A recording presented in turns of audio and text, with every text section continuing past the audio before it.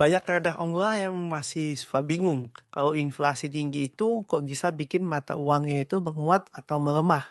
Jawabannya memang nggak sesederhana iya atau enggak. Karena apa?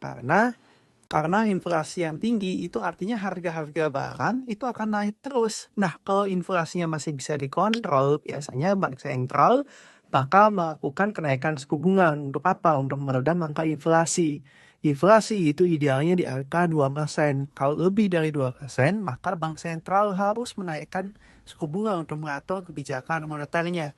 Begitu pula kalau inflasinya di bawah 2% atau bahkan, nah ketika suku bunga itu dinaikkan, maka investor asing akan masuk mencari imbal hasil yang lebih tinggi.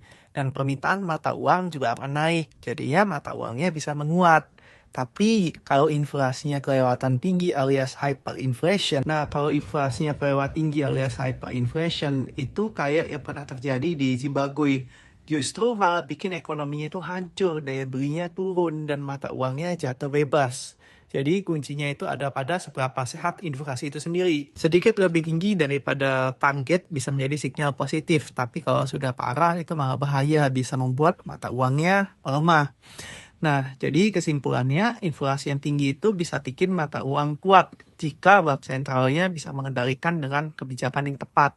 Tapi kalau inflasinya lepas kendali, justru malah bisa membuat mata uangnya melemah.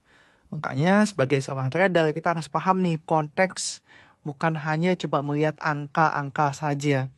Jadi sebagai trader yang bijak kita harus melihat angka inflasi ini sebagai angka besar dan gambaran ekonomi di sebuah negara.